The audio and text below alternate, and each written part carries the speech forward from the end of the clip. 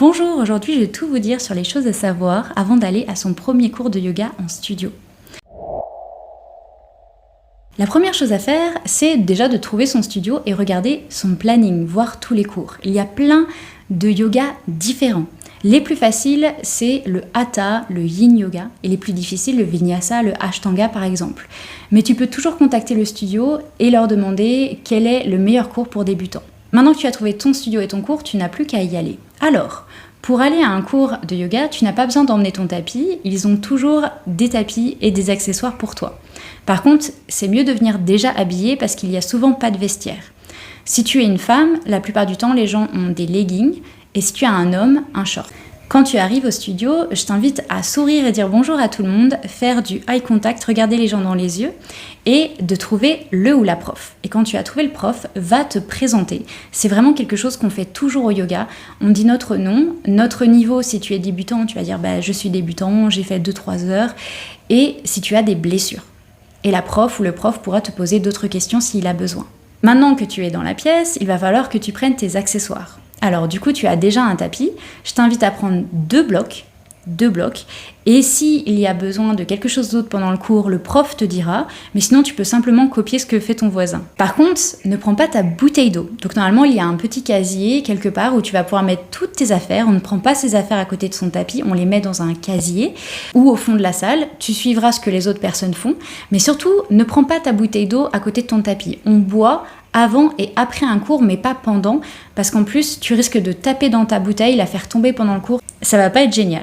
Bon, maintenant que tu as tous les accessoires, il faut que tu choisisses ta place dans le studio. Donc du coup, souvent, il y a des rangs, et les personnes qui font du yoga depuis longtemps se mettent souvent au premier rang, et les débutants tout au fond, parce qu'ils sont un peu mal à l'aise, un petit peu gênés, ils veulent pas que les gens les regardent. Bon, c'est un problème, puisque tu as besoin de voir le prof et tu as besoin de bien l'entendre. Du coup, je te conseille de te mettre au deuxième rang sur un côté. Et aussi, fais attention à la température. S'il fait vraiment très chaud ce jour-là et que tu risques de transpirer, mets-toi à côté des fenêtres, regarde s'il y a de l'air conditionné, s'il y a des ventilateurs et mets-toi près des sources de froid. Et si jamais il fait très froid, mets-toi plutôt au niveau des murs. Ça paraît bête comme ça, mais ici à Bali, il fait tellement chaud, je suis les ventilateurs. Je me mets sous le ventilateur. Et si tu transpires beaucoup, tu peux emmener ta propre serviette si tu veux. Sache que si tu es comme moi et tu te mets au premier rang, tu seras beaucoup plus motivé, tu entendras beaucoup plus le prof et tu risques de beaucoup plus te dépasser. Moi, c'est quelque chose que je fais énormément, de me mettre juste à côté de la prof, exactement comme Hermione Granger, première de la classe, et comme ça au moins je suis sûre que je ne vais pas abandonner au milieu du cours. Je voulais faire un petit point sur le vocabulaire, parce qu'au yoga, on a vraiment un vocabulaire particulier. Alors, si le prof commence à te dire « bienvenue au Shala », le Shala, ça veut simplement dire au studio, dans la pièce faite pour le yoga. Shala. Ensuite, à la fin du cours, on va te proposer d'aller en Shavasana. Shavasana, c'est la méditation allongée à la fin du cours. Tu vas sans doute faire un échauffement qui s'appelle salutation au soleil. La salutation au soleil, c'est un enchaînement d'à peu près 10 positions qui nous permet de réchauffer tout le corps. La salutation au soleil peut aussi être appelée vinyasa. Vinyasa, c'est un petit peu compliqué. Vinyasa, ça veut dire le lien entre la respiration et le mouvement, et c'est aussi un type de yoga. Donc vinyasa, ça peut vouloir dire la salutation au soleil, et ça veut aussi dire le type de yoga vinyasa. Donc si le prof te dit « fais attention à ton vinyasa, suis ton vinyasa », ça veut aussi dire « fais attention à ta respiration, suis bien ta respiration avec tes mouvements ». Asana. Asana, j'utilise tout le temps ce mot, ça veut dire en fait posture, ce sont les postures de yoga, on appelle ça asana. Om. Alors, c'est possible qu'à ton cours, au début, à la fin, vous allez faire un Om. Donc le prof va dire, on va faire une respiration pour Om. Donc là, tout le monde va inspirer. Om, et faire un Om comme ça. Donc les premières fois, les débutants ne le font pas, mais c'est vrai que c'est super sympa, ça relâche bien les tensions parce que c'est une longue expiration et ça donne énormément d'énergie à la pièce. Mantra. On peut aussi te dire de choisir un mantra. Un mantra, c'est un peu comme une prière, ça va être une phrase ou quelques mots que tu peux créer toi-même ou suivre sur un petit livre. Moi, par exemple, le mien en ce moment, c'est « Chaque jour, je guéris, je m'enrichis ».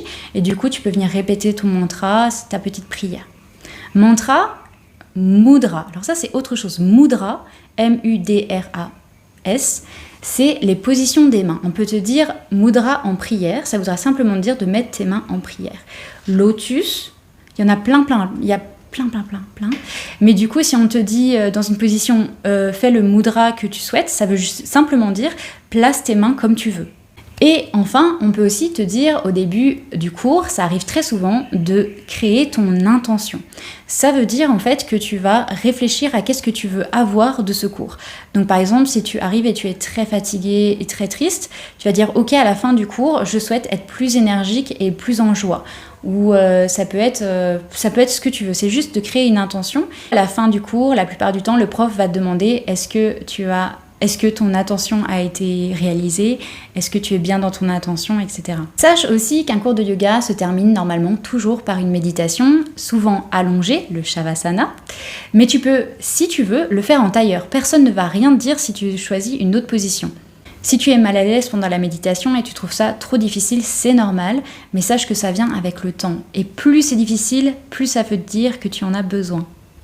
Donc, je redonne plein de petites astuces en bataille. On a sourire, toujours utiliser les blocs. Quand les profs vont te dire tu peux, si tu veux, utiliser un bloc, tu peux utiliser le bloc pour ça. Fais-le tout le temps. Le but, c'est d'apprendre comment utiliser les blocs pour chaque asana, pour chaque posture. Et ensuite, tu pourras voir si tu souhaites ou pas les enlever. Les blocs, ça ne veut pas dire que tu es plus ou moins fort, ok?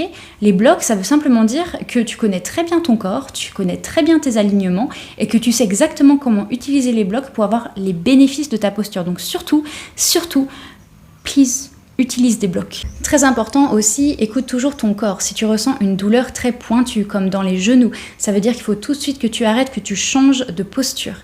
Écoute bien ton corps pour ne pas te blesser. Petit aparté, si tu es un homme, s'il te plaît, ne te mets pas torse nu pendant le cours, même si tu as très chaud, parce que nous, les filles, on se met pas torse poitrine nue, ok? Donc moi, c'est quelque chose qui me met mal à l'aise. Ça dépend des gens, mais je préfère que les personnes ne le fassent pas. Normalement, les profs, au début, vont proposer de prendre la posture de l'enfant quand tu veux faire une pause. La posture de l'enfant, c'est ça, et tu peux la prendre à n'importe quel moment, et pour aussi longtemps que tu veux. Ça m'est déjà arrivé d'aller dans un cours de haut niveau et mon amie avait ses règles à côté de moi et elle s'est mise en position de l'enfant, puis allongée en méditation pendant au moins 1 heure. Et tout le monde s'en fiche en fait, c'est totalement normal de s'arrêter. L'autre jour, j'avais une installation au soleil et au bout d'1 quart d'heure, j'avais des étoiles devant les yeux. Je me suis allongée et je suis restée allongée pendant tout le reste du cours. Il n'y a aucun souci, c'est totalement normal, ça arrive tout le temps. Voilà. Voilà, c'était toutes les petites choses à savoir avant d'aller à ton premier cours de studio. Je suis tellement excitée pour toi que tu découvres ce monde merveilleux du yoga et un petit peu bizarre. Si tu as d'autres questions par rapport à ton premier cours, je t'invite à la mettre en commentaire et je répondrai le plus vite possible. À très bientôt, bye et bon cours!